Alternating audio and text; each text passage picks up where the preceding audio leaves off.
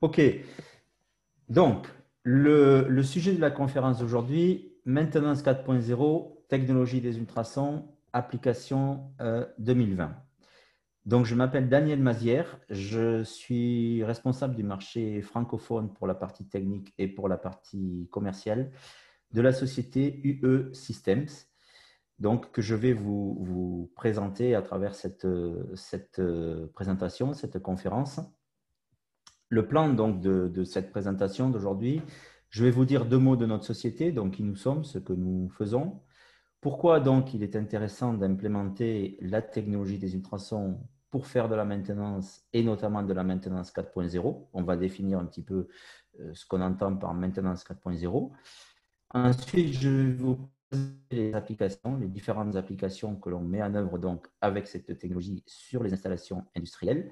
Je vais vous présenter quelques exemples et on finira par les différentes solutions donc techniques que l'on propose. Donc, UE Systems, c'est une société américaine à la base, dont le siège est aux USA, donc à New York, qui est présente maintenant donc aussi bien aux États-Unis qu'en Europe et en Afrique, donc avec une implantation mondiale. Nous ne développons que des solutions de maintenance 4.0 basées uniquement sur la technologie des ultrasons. Nous sommes vraiment spécialisés dans ce domaine, nous ne faisons pas autre chose, et ceci donc depuis 47 ans. Nos solutions, les solutions que l'on propose à nos utilisateurs, à nos clients, sont composées de trois parties.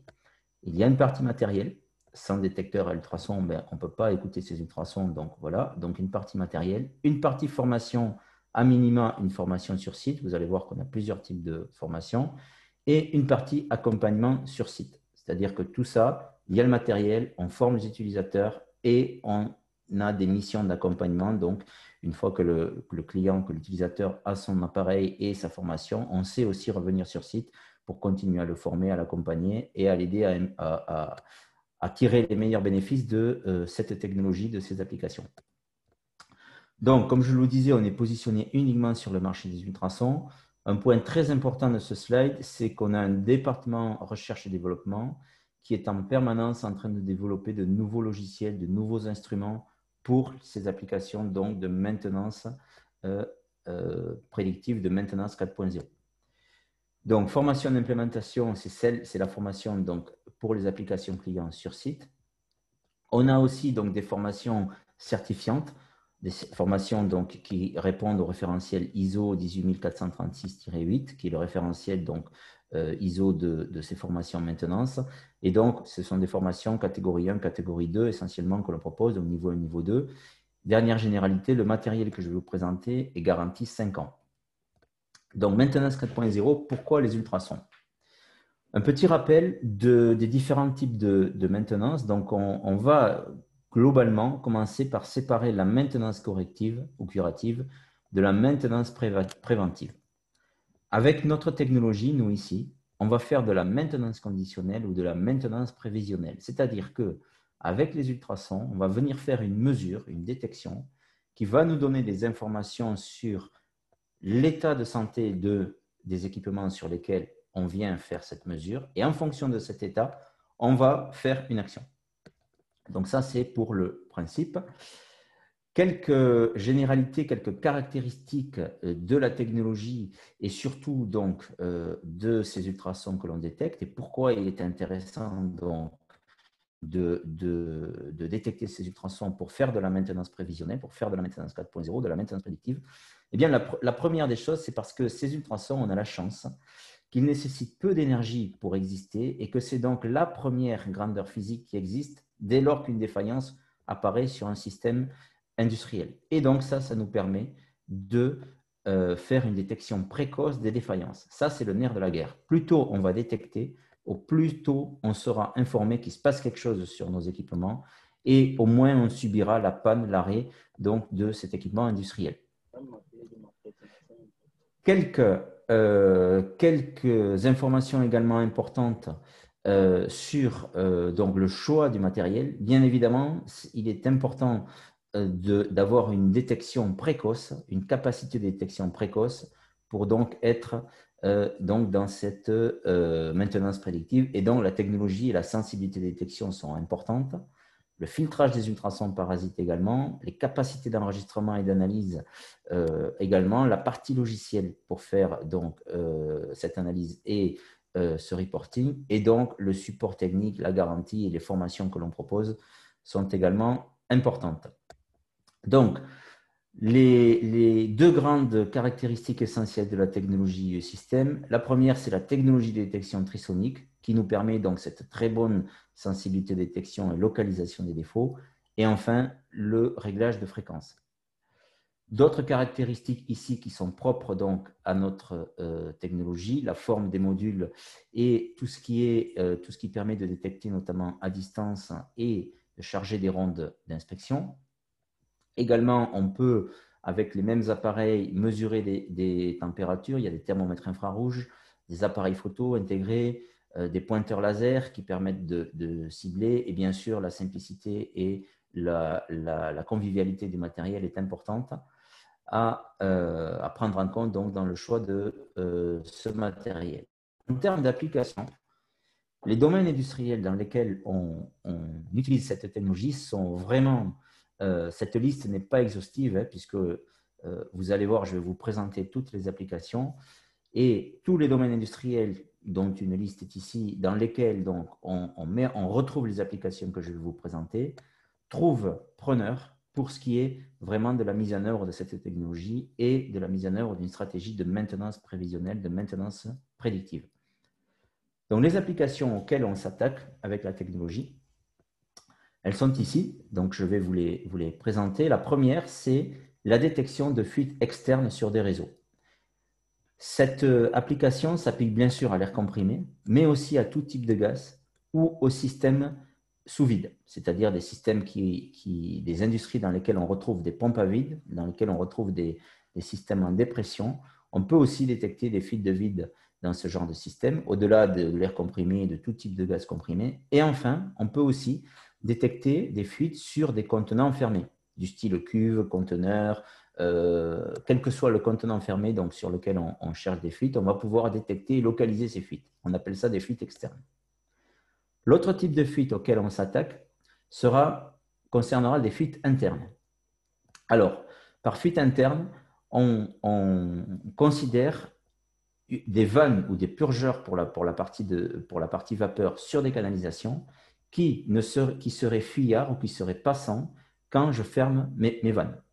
Ceci, ça va s'appliquer donc à tout type de canalisation, à tout type de réseau, qu'il s'agisse de réseaux liquides ou de réseaux gazeux, également de réseaux vapeur, avec le diagnostic donc, de deux types d'éléments ici et de recherche de fuite interne de deux types d'éléments, les vannes et les purgeurs de vapeur.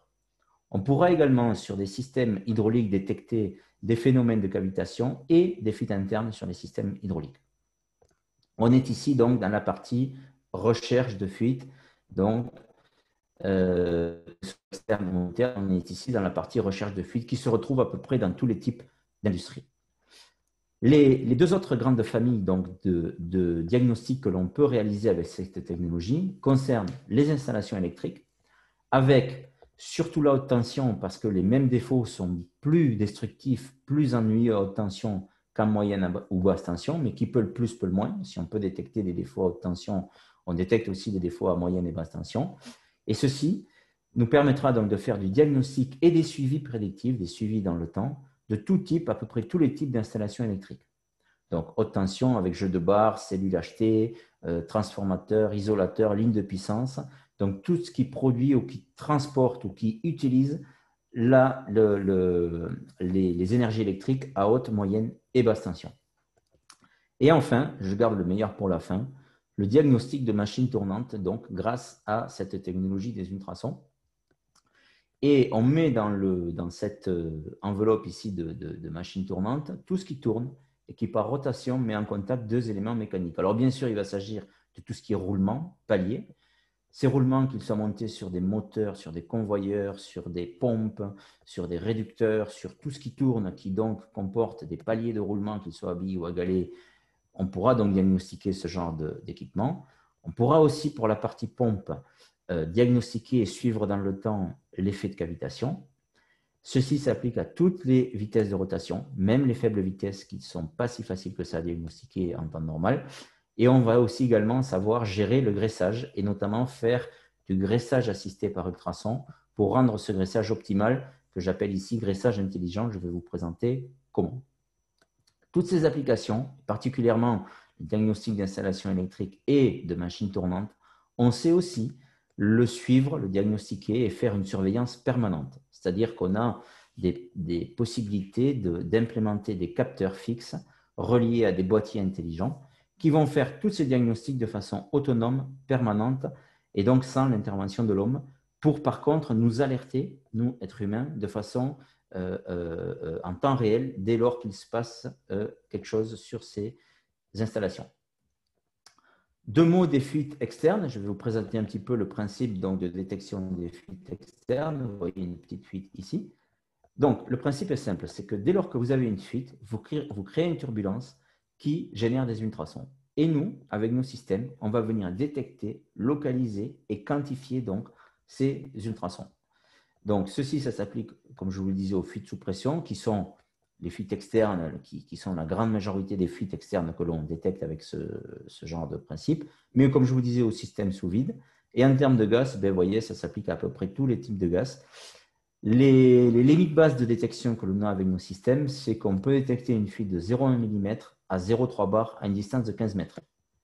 Alors ça, c'est vraiment la puissance de la technologie, c'est-à-dire qu'il y a très peu de fuites à côté desquelles on passe, et ceci dans un environnement industriel quel qu'il soit.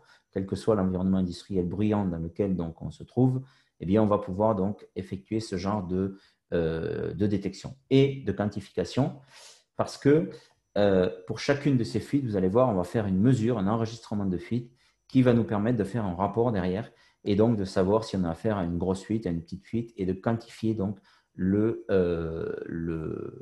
taille de cette fuite. Je vais vous parler de diagnostic, donc de recherche de fuite de contenant fermé. Pour ce type de fuite, quel que soit le contenant sur lequel je recherche une fuite, on utilise des générateurs à ultrasons comme ceci, comme vous voyez ici là, dans l'habitacle de voiture, qu'on peut passer à l'intérieur du contenant fermé, à l'intérieur d'une cuve, à l'intérieur d'une voiture, à l'intérieur de ce qu'on veut, et détecter des fuites donc à l'extérieur, comme comme on le voit ici sur cette image. Ça s'applique également aux échangeurs de chaleur, qu'on retrouve pas mal dans l'industrie. Je vais vous parler de rapport.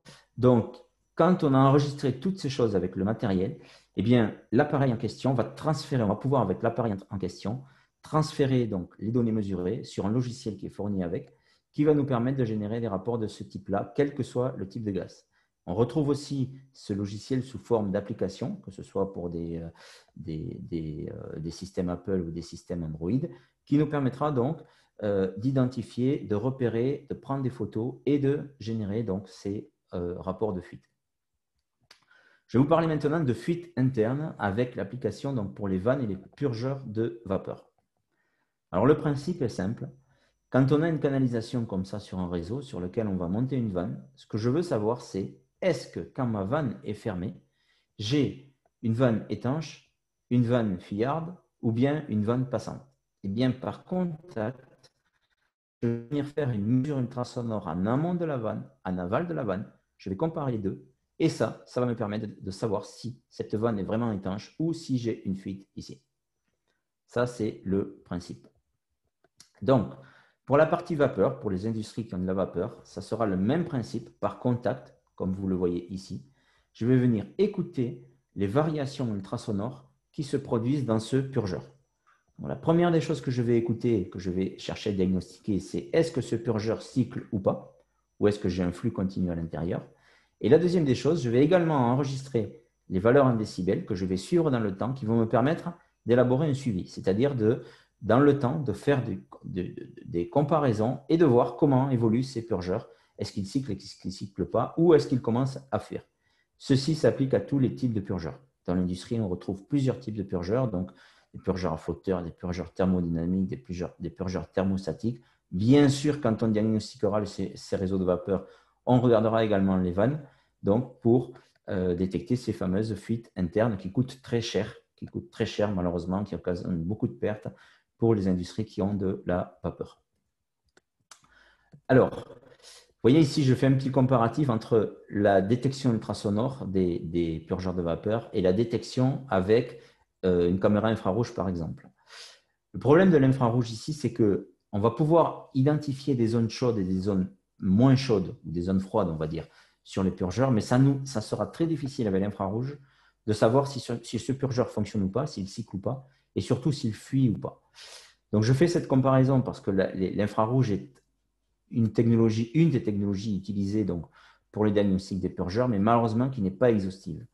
Donc, l'idée ici, ça sera vraiment de faire du diagnostic ultrasonore pour d'une part voir si mes purgeurs cyclent ou pas, et d'autre part voir s'ils fuient ou pas.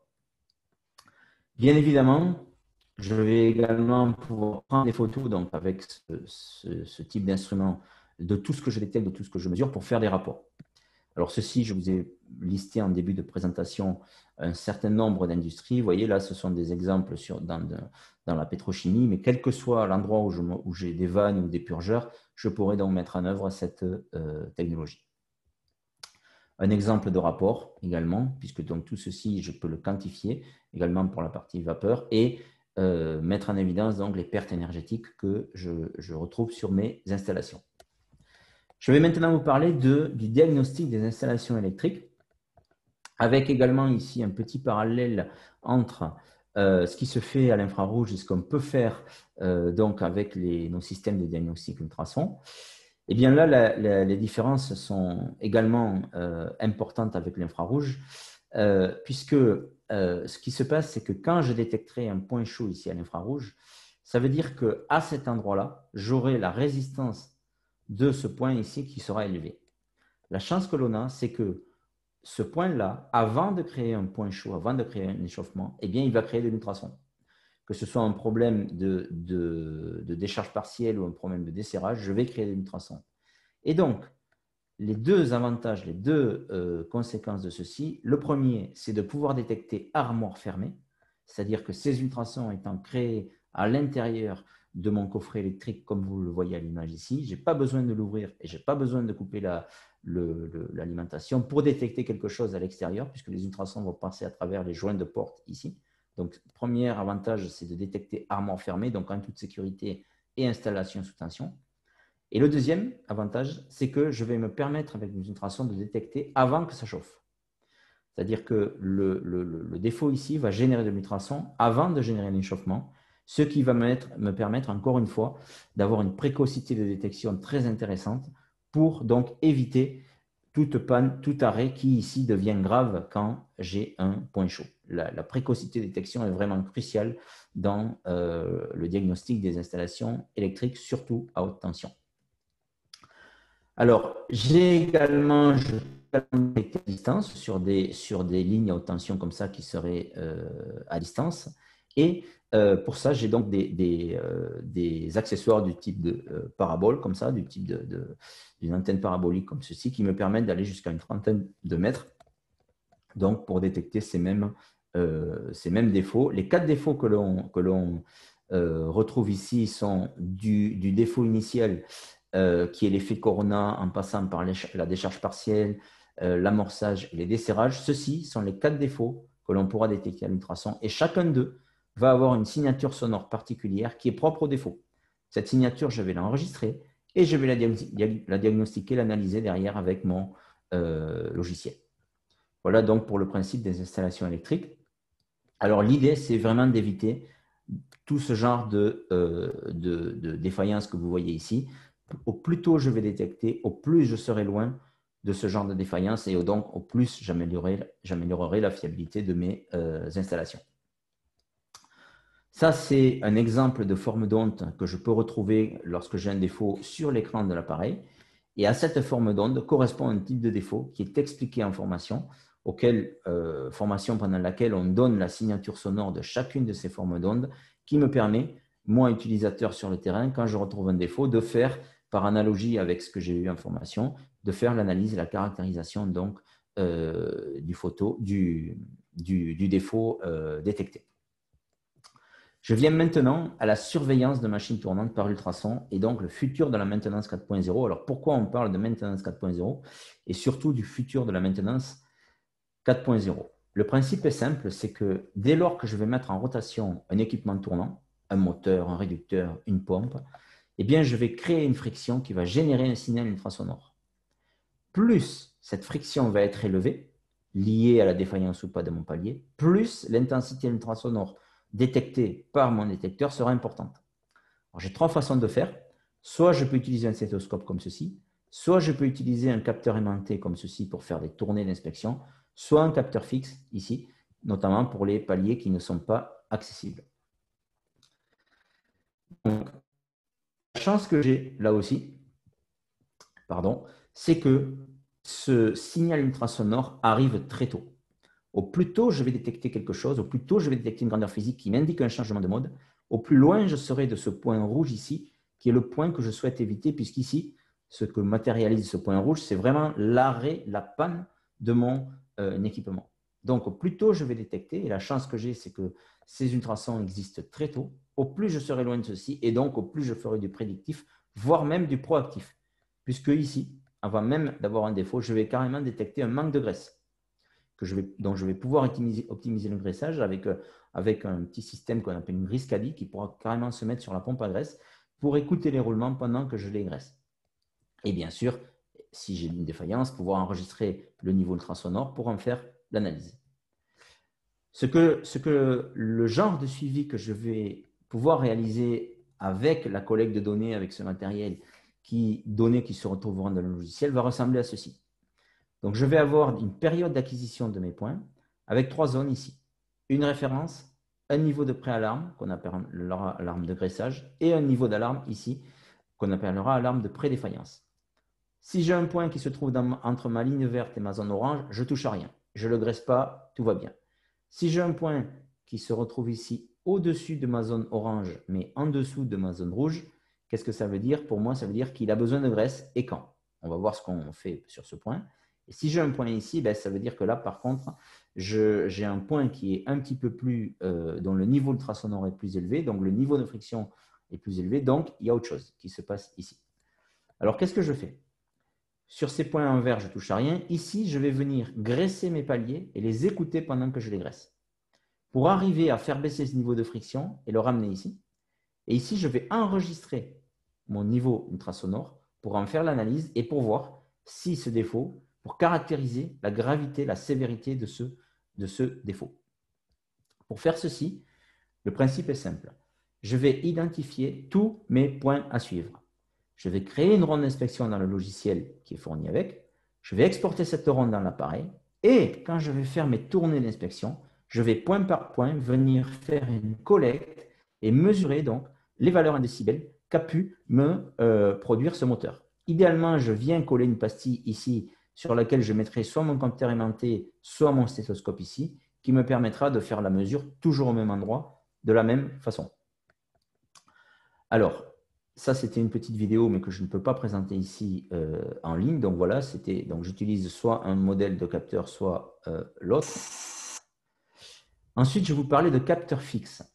Ces capteurs fixes, donc, ressemblent ici, sont exactement ce type de capteurs-là, qui sont, via une petite pastille, ici, fixés sur les paliers, et soit connectés à un boîtier comme ceci, un boîtier d'acquisition sur lequel je viens connecter mon ultraprobe, soit, donc pareil, vous voyez le capteur ici, soit monté. Alors, je vous présenterai le système de diagnostic automatique dans les slides suivants. Je vais vous parler de graissage. Le petit griscadie qui vient me permettre d'écouter les paliers pendant que je les graisse, c'est comme ceci, vous voyez, un petit appareil qui se monte sur une pompe à graisse et qui me permet d'éviter le surgraissage. Donc, pareil pour l'effet de cavitation. Pour l'effet de cavitation, je vais venir non pas faire cette mesure sur mon palier, mais sur le corps de la pompe. Et je vais donc pouvoir, dans ce cas-là, déterminer si ma pompe cavite ou pas et effectuer un suivi dans le temps, pareil, avec mon logiciel DMS. Je vous parlais de boîtier autonome. Le voilà, on l'appelle Forecast pour prévoir en anglais. Donc, c'est un boîtier intelligent auquel je vais connecter 4 capteurs qui va me permettre de faire exactement la même chose que ce que j'ai fait avec mon système manuel, mais de façon automatique. C'est-à-dire que j'ai mes capteurs ici qui sont connectés sur mon moteur, sur ma pompe, peu importe le système. Et ce boîtier, piloté par le même logiciel, va venir faire de l'acquisition permanente du niveau ultrasonore que je retrouve sur ces différents paliers pour me construire ce genre de suivi tout seul, en automatique, et pour venir m'alerter en temps réel si j'ai un point qui dépasse mon niveau d'alarme. Le gros intérêt de ce système, il est triple. Il y a vraiment 3 intérêts à ce type de système. Le premier, c'est de faire du monitoring permanent, c'est-à-dire qu'il y a une écoute permanente qui se passe sur mon système. C'est du H24, 24 heures sur 24, en temps réel. Je viens écouter le niveau ultrasonore de mon système. Ça veut dire que si pour une raison ou pour une autre, il se passe quelque chose sur mon équipement, je suis alerté en temps réel, comme quoi il se passe quelque chose. Pour les équipements critiques dans l'industrie, c'est très, très, très important. Comment je suis alerté? Soit par SMS, soit par mail, soit sur le tableau de bord de mon logiciel.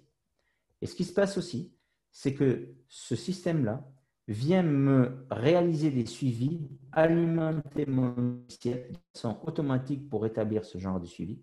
Et troisième point, dès lors que j'atteins un niveau d'alarme, il m'envoie par mail également l'enregistrement ultrasonore qui a produit ce niveau de défaillance. Ce qui me permet, même à distance, de faire l'analyse de la défaillance et de caractériser la sévérité du défaut qui est arrivé sur mon équipement. Ça, c'est vraiment quelque chose de puissant qui, pour les équipements critiques, pour les équipements qui ne s'arrêtent jamais et qui ont vraiment besoin d'être suivis en temps réel, d'être surveillés de façon précise et efficace, c'est vraiment l'outil optimal pour ça, sachant que ces capteurs, c'est exactement les mêmes. Les capteurs que je positionne ici sont exactement les mêmes que, j'y reviens, que mes capteurs fixes que vous avez vus ici.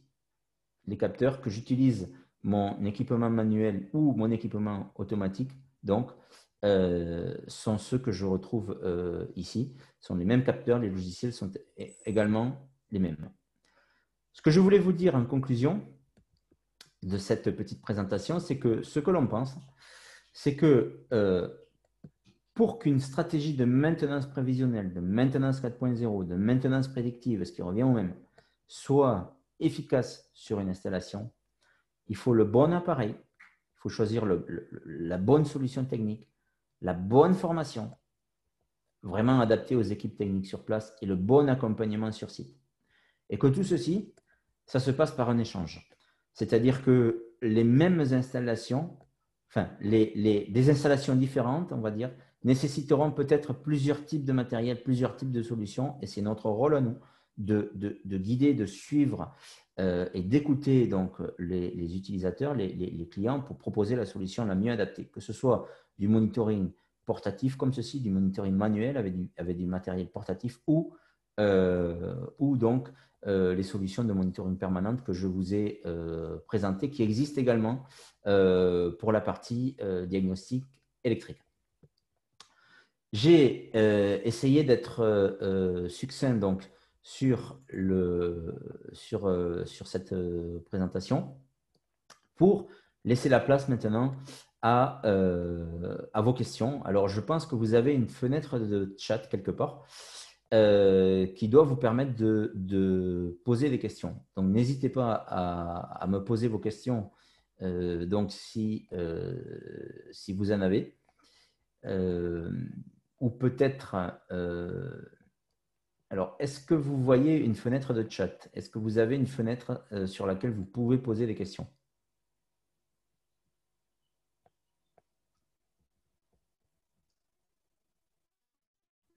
Non. OK. Alors, peut-être à moi de...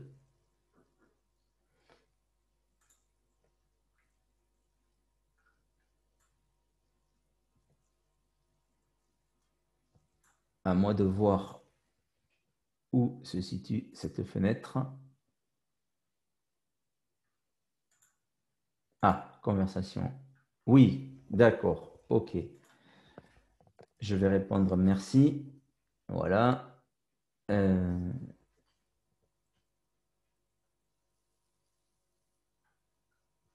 Ah, mon collègue me dit que les questions lui arrivent à lui. D'accord. Alors, je vais reprends une question. OK. Permettez-moi d'enregistrer, s'il vous plaît. OK. Alors, j'ai une question ici.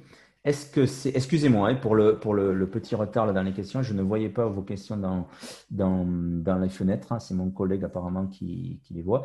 Alors, la question est la suivante. Je la fais partager. N'hésitez pas à poser vraiment toutes les questions que vous avez. Il y a vraiment pas de mauvaises questions. Hein.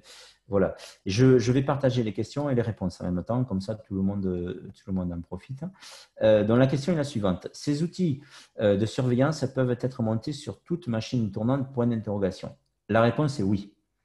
Vraiment, c'est quel que soit l'équipement tournant que vous avez à diagnostiquer, que vous avez à surveiller, que vous avez à monitorer, ces capteurs se montent partout.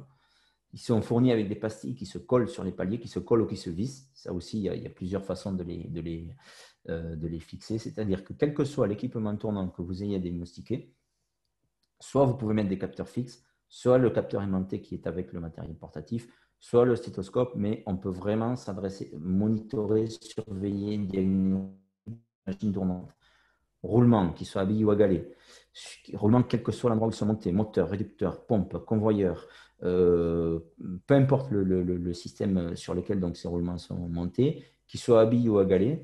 On peut même aussi diagnostiquer des paliers lisses, c'est-à-dire des machines tournantes qui mettent en œuvre un film d'huile. Donc voilà, il suffit de… Dans la méthode que l'on propose en formation, on explique tout ça. C'est-à-dire qu'on donne la méthode d'abord pour mesurer et ensuite pour positionner les capteurs. Les capteurs ne se mettent pas n'importe où. Il y a vraiment une méthode à respecter pour les positionner correctement. Mais oui, on peut vraiment diagnostiquer tout type de machine tournante. Et même pour les réducteurs, les roues dentées, ce genre de choses qui présentent des défaillances, génèrent de l'ultrason et on les détecte. Les turbocompresseurs, oui, absolument. Quelles que soient les vitesses de rotation, il faut adapter en fait, il faut adapter le positionnement des capteurs et la mesure. Ça fait partie de la méthode. Mais ensuite, que vous soyez sur un moteur, sur un turbocompresseur, sur ce que vous voulez, le tout, c'est de positionner le capteur correctement et vous arriverez à monitorer donc vos machines tournantes. Et bien sûr, avec ça, de prendre correctement les niveaux de référence et les niveaux d'alarme. Mais ça aussi, ça fait partie de la méthode. Et la méthode est la même pour toutes les machines tournantes. C'est-à-dire que quel que soit le système, la méthode est la même. Après, les valeurs seront différentes d'une machine à l'autre. Ça, c'est normal, c'est propre à chacun des équipements, mais la méthode est la même et les capteurs se mettent partout. Je voudrais bien avoir cette présentation PowerPoint pour en discuter avec mes équipes. Alors, je vais vous envoyer à toutes les personnes qui sont inscrites, je vais vous envoyer cette présentation. Vous aurez cette présentation et vous pourrez donc en discuter et me revenir également par mail, n'hésitez pas, par mail ou par téléphone, donc, pour des questions, bien sûr. Alors, le coût d'acquisition. Alors, ça, c'est une bonne question. Ça dépend du système.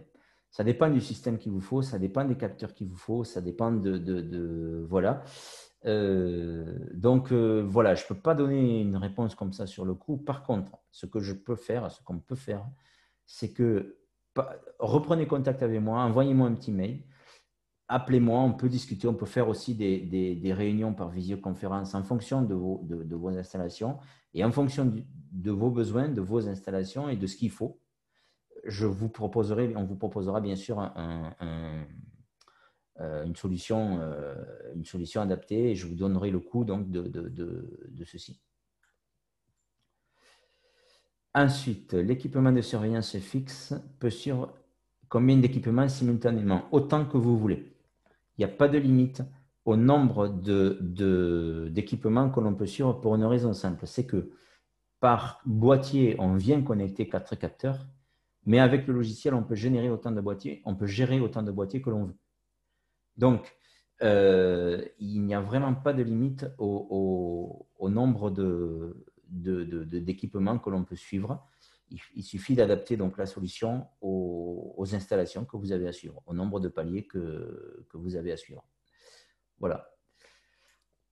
Alors, est-ce que l'application, je relis notre question, est-ce que l'application de test ultrasonique sur des armoires fermées sont assez pertinentes pour identifier la source des émissions?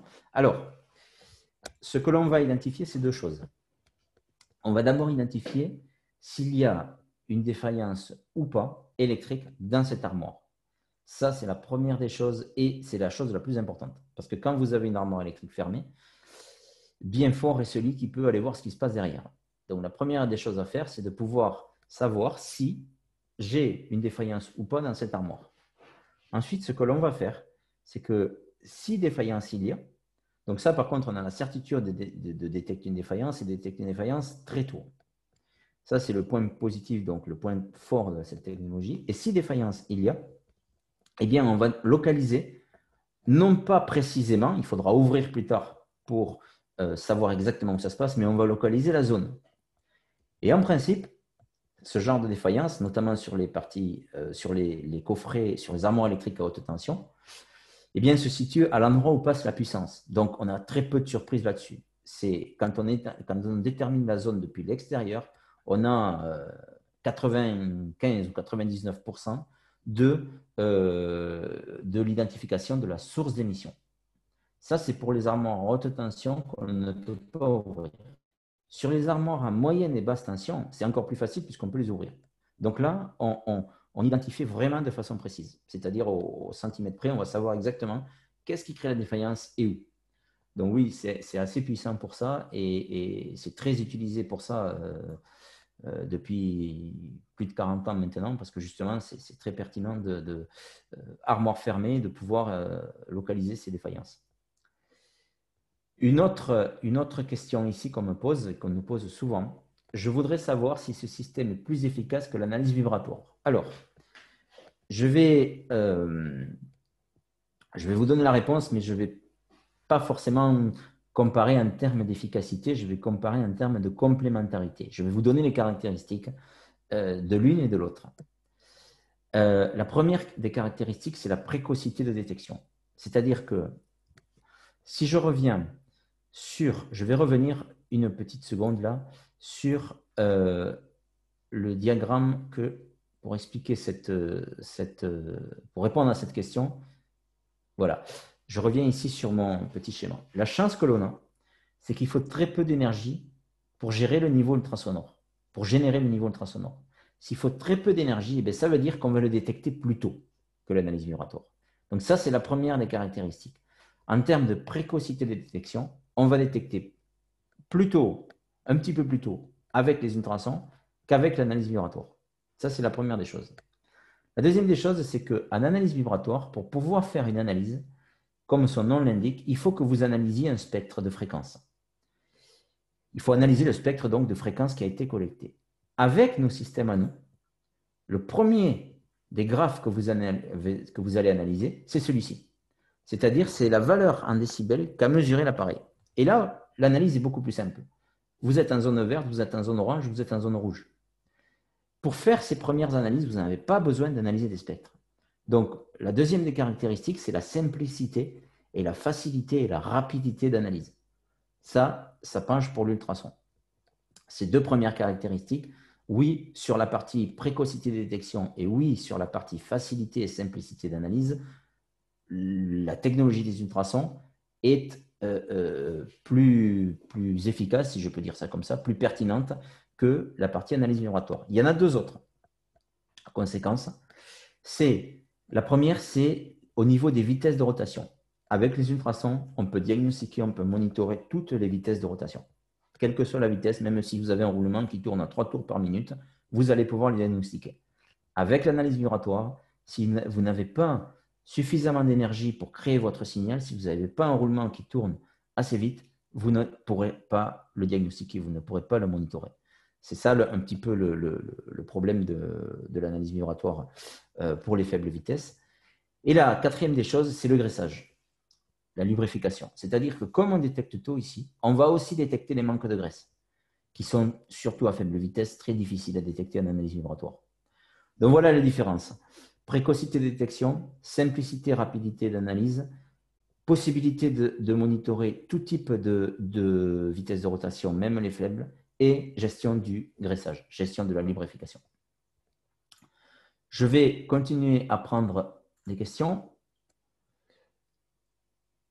Alors,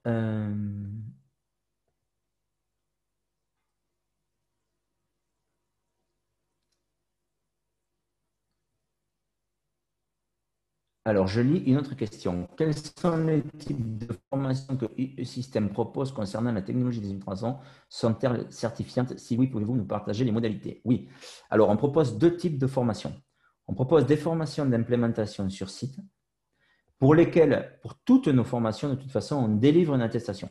Ça, c'est quel que soit voilà, c'est ce slide-là que je voulais vous montrer. Quel que soit quelles que soient donc les formations que l'on délivre, que ce soit les formations d'implémentation, les formations certifiantes, il y a une attestation. Ça, c'est sûr. UE System, que vous voyez ici d'ailleurs, vous voyez, ça, c'est des modèles d'attestation, des exemples d'attestation. Et ce qu'on fait en plus pour la formation certifiante, c'est que cette attestation, elle indique que le programme de formation que vous avez suivi correspond au référentiel ISO, et donc c'est un certificat ISO, correspond au référentiel ISO 18436-8. Donc la réponse est oui. Les modalités, ce que je vous propose, c'est pareil, de me renvoyer un petit mail avec, je vous enverrai les programmes de formation EXA et les modalités donc, pour participer donc, aux différentes formations. Alors, une autre question ici qui concerne l'analyse vibratoire.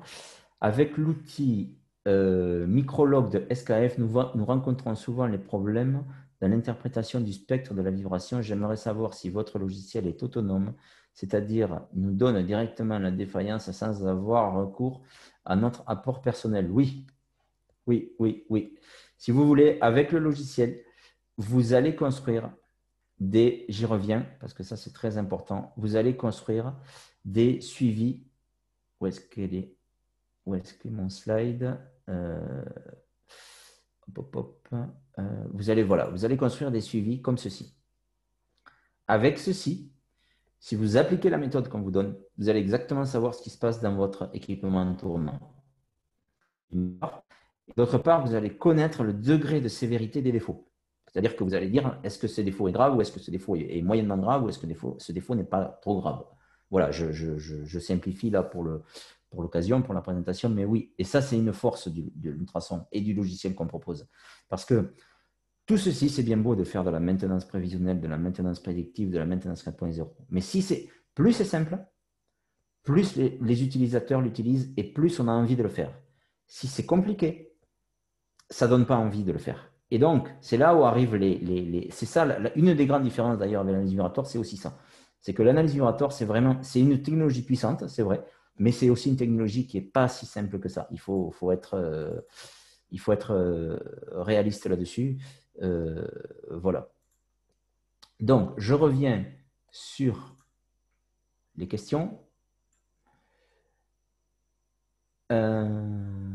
Alors, y a-t-il un temps défini? Je relis une question.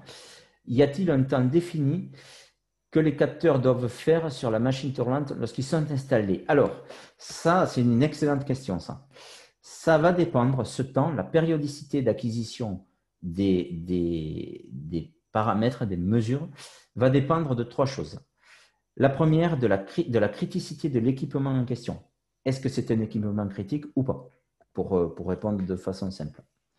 La deuxième, du niveau ultrasonore et, il y en a deux dans la deuxième en fait, du niveau ultrasonore détecté et de l'état de cet équipement au moment où je mets en place le suivi. Et la troisième, de la volonté du responsable de maintenance, du degré d'alerte qu'il souhaite. C'est-à-dire, est-ce qu'il souhaite vraiment être alerté dès lors qu'il se passe quelque chose ou est-ce qu'il accepte d'être alerté uniquement quand il se passe quelque chose de grave?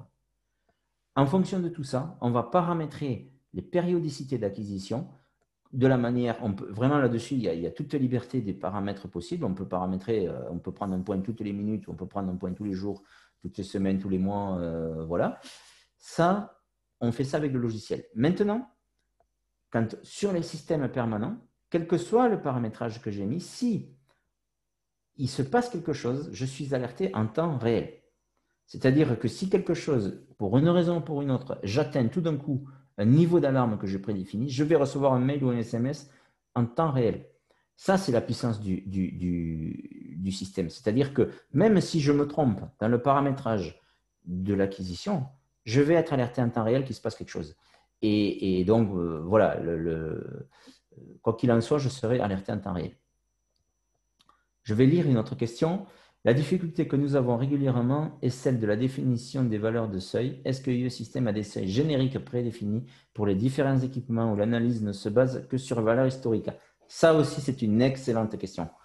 Vraiment une question qui va m'amener à vous donner une réponse avec le graphe que vous avez sous les yeux là, une réponse logique et cohérente. En analyse vibratoire, ce que font les constructeurs et ce que font les équipementiers d'analyse vibratoire, c'est qu'ils vous donnent des valeurs, des références pour tous les types de roulements. La première des choses, avec ça, il y a deux conséquences à ça. La première, c'est que si vous n'avez pas sur vos installations le type de roulement de données, vous n'avez pas de valeur. C'est-à-dire qu'il faut que le constructeur, que le fabricant du matériel, ait une base de données gigantesque de tous les roulements qui existent. Ça, vous êtes sûr que vous allez toujours tomber sur quelqu'un qui a un roulement que vous n'avez pas dans votre base de données, malheureusement. Ça, c'est le problème de vouloir donner des valeurs. On n'est jamais complètement exhaustif. Il y a tellement de références que c'est très difficile pour avoir toutes les valeurs. Ça, c'est la première des choses. Mais à supposer qu'on a les valeurs que vous donne en référence le constructeur, c'est des valeurs mesurées sur des bandes de test chez le constructeur de roulement, ou chez le fabricant de l'équipement, de la machine. Le problème, c'est que le roulement qui est sur vos installations, il n'est jamais dans les mêmes conditions que les conditions pour lesquelles ces valeurs de référence ont été mesurées. Donc, ça veut dire que le suivi que vous mettez en place, il n'est pas relatif aux conditions dans lesquelles se trouve votre équipement, mais il est relatif à des valeurs de base, si je peux dire ça comme ça, qui sont prises sur des installations complètement neutres et qui ne sont pas les vôtres. Donc, la pertinence du suivi, avec ça, malheureusement, s'en trouve diminuée et un certain nombre d'erreurs, je ne dis pas toutes, mais un certain nombre d'erreurs viennent de là. C'est-à-dire que les références qu'on vous donne ne sont pas les références des équipements, des roulements, des paliers, de tout ce qu'on veut, dans les conditions de vos installations à vous. Et ça, c'est une source d'erreur. Ce qu'on fait, nous, ce n'est pas ça. C'est qu'on apprend l'utilisateur à prendre ces références sur chacun de ces paliers. Au lieu de donner des valeurs, on donne une méthode, en fait. On vous donne une méthode pour prendre cette référence, cette ligne verte ici. Et cette ligne verte, cette référence, elle sera prise de votre roulement monté sur votre moteur, par exemple, monté sur vos installations. Donc, on va comparer des pommes et des pommes. C'est-à-dire que on va avoir une référence en temps réel, in situ, sur nos installations. Là, ça a du sens de mettre un suivi en place. Et là, on se trompe très peu. Franchement, là, on se trompe très peu, à moins qu'on n'applique pas la méthode de prise de référence.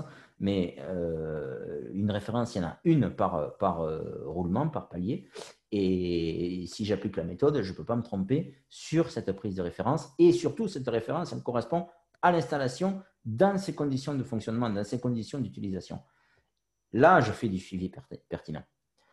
Donc, je comprends la difficulté que vous présentez là. C'est effectivement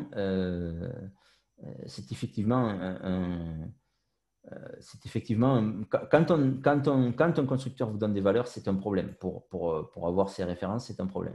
Vraiment, on essaie on évite ça, c'est pas on essaie, c'est qu'on évite ça avec cette méthode. Je vais lire une autre question.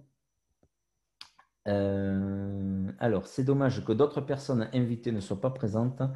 Je voudrais savoir quel peut être l'indicateur de performance lié à votre système pour évaluer son efficacité en industrie. Alors, c'est très simple. L'indicateur de performance, c'est le taux de panne. C'est-à-dire que alors le premier, il y en a plusieurs, mais le premier, c'est celui-là. C'est-à-dire que en mettant en place ce genre de suivi ultrasonore, de suivi prédictif ultrasonore, si vous suivez un indicateur de performance lié au taux de panne, vous verrez que le taux de panne, le taux d'arrêt non programmé, le taux de panne de vos équipements va vraiment baisser, mais de façon, cet indicateur le taux de panne de vos installations baisse, fond comme neige au soleil, tout simplement parce qu'on détecte tôt. Le fait de détecter tôt, ça vous alerte, ça vous alarme. rapidement qu'il se passe quelque chose.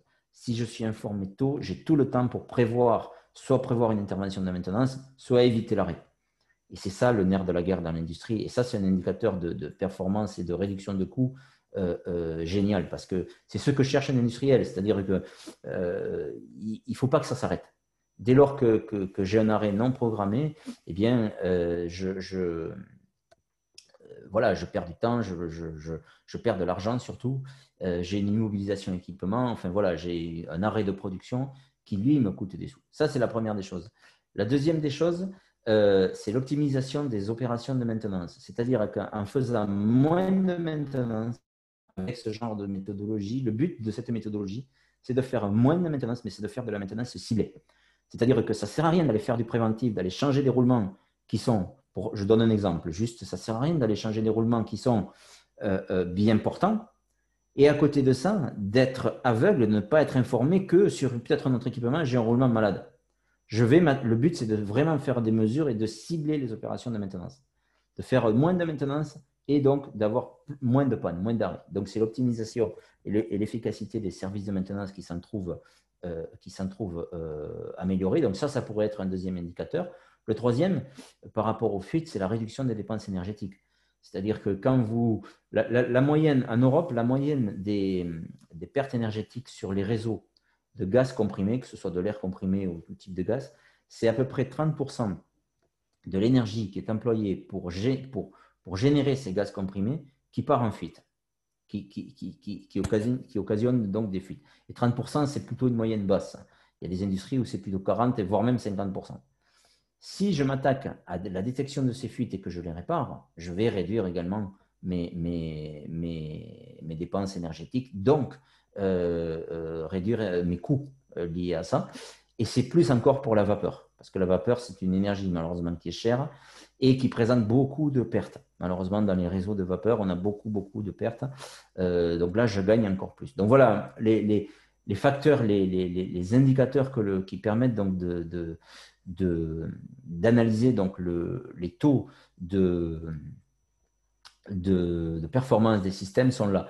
Il y en a un autre que j'oubliais, c'est avec le même appareil, on maximise les applications. C'est-à-dire que plus on se sert de l'appareil, plus on met en œuvre d'application, plus ceci est rentable. Et il y a aussi un point que j'oubliais, c'est l'implication des équipes de maintenance. C'est-à-dire que quelqu'un qui commence à mettre en place des suivis comme ça devient impliqué à suivre la maintenance de ces installations. Et donc, on motive aussi et on implique et on rend le travail des équipes de maintenance plus intéressant avec ce genre de technologie, ce qui est de toute façon bon pour la performance des équipes déjà et pour la performance des sociétés, des usines. Voilà, je pense que j'ai à peu près traité toutes les questions. Ce que je vais faire, je vais vous indiquer dans le chat là mon adresse email et mon numéro de téléphone.